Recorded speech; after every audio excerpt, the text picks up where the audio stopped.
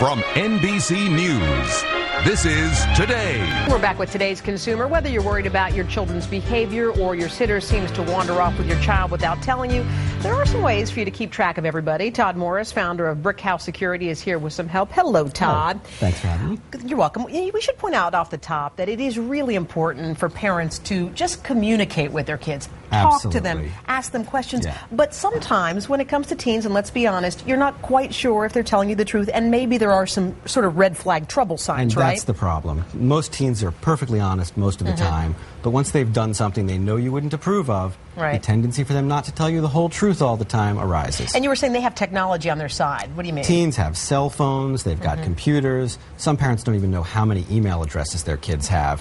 So they don't know who they're communicating with. And we also should point out it's not just what your child is doing, but what someone else may be doing to your child that you may want to keep track of. Yeah, NIH found that 33% of the kids they surveyed under 15 years old had been harassed online. 15% had been approached by adults. Wow. Okay, let's talk about the computer. So you see your kid clicking away on the computer, and let's say you're curious to know with whom they are talking to. What should you do, or can you do? Well, when teenagers are chatting online, they're sending emails, and you don't know who they're sending it to. You may have given them one email address you know about, but they may have others.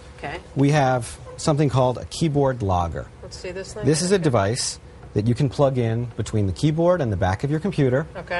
Totally invisible. No one would ever know it's there. Right. Plop. Okay, then what happens? Once it's in there, you can capture all the keystrokes people are typing online. As they're doing it, or afterwards? You can come back later. So you can come back when they're not in the house, and you can bring up secret keystroke, and that allows you to access the information in a little log file. And this will show you what websites they go to, in this case hotmail.com, what their username was, their password, what email they sent about wanting to go to a party, who they're bringing. And then you might see where they go to chat, what their username is there, and then you might find out they have additional email addresses you didn't know about.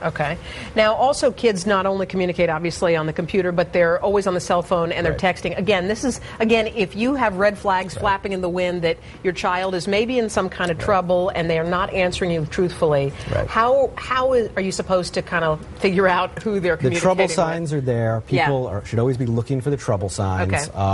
If you start seeing them and you are worried about who they're communicating with, what they're saying, many cell phones, in fact most of them, have something called a SIM card inside. I know what that is. And that's recording all the text messages and their address book, and it's showing you all the information. So even if they lock their phone, this little card is storing all the information. You can place this into the SIM card spy, and now with this device, plug it into your computer. I've already got one plugged in.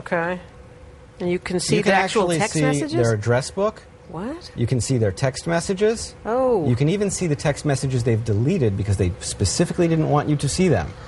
And those are the ones that are important to look for. This is very frightening, I should add. Once again, technology shouldn't be abused by parents just because they're paranoid. Well, think about that, And back in the day, some parents listened in on the other phone while you're talking on the phone. There used to be one phone in the living room, and everyone knew who you were talking to. The GPS, I think, is interesting because kids are driving. They're 16 years old. They say, Mom, I'm just going to the grocery store or whatever. You're saying with a GPS in the car, you can actually see where they're really going if that's not the case. The question is, did they go straight from the house to the grocery store and get stuck in traffic on the way back? Is that why they're an hour late? Or is there another reason? So what is that, regular GPS? What is this is a GPS tracker. This is different from the GPS we saw this morning. This morning we looked at GPS that tells you how not to get lost when you're on the way somewhere. This tells you where your teenager is at any time on the internet. So if they're late for curfew, what you can do is you can log into the internet, go to a secure website, and just see where they are. And you can see they're stuck on the side of the road. We were also teasing throughout the show that if your babysitter has the stroller, you just plop it in the stroller. Is that what you're saying to know where they are? The dog walker? I have one of these in my stroller, actually. Oh, do you? Yes, I do. Okay, and let's just go to let's head to the end of this table. Okay. So again, drugs and sex those are things that I know a lot of people are concerned about. If you ask your child if they're doing drugs, they may just say, no, I'm not. Is there a way that you can check? It's all about the warning signs. On our website, brickhousechildsafety.com, we outline all the safety signs you could look for, the trouble signs. If you start to see those, then you can go and find out if that mysterious material in the laundry was actually a drug. This is the same drug test that we sell to the police. You can see it on cops, see it on things. Basically, all you need is a little bit of the substance, put it in, crack it open, and you'll find out if it's the drug. Todd, thank you so much again. Always best to communicate with your kid verbally first as much as you can before you resort to these measures. Of course. Todd, thank you so much. We appreciate it. And we'll be right back.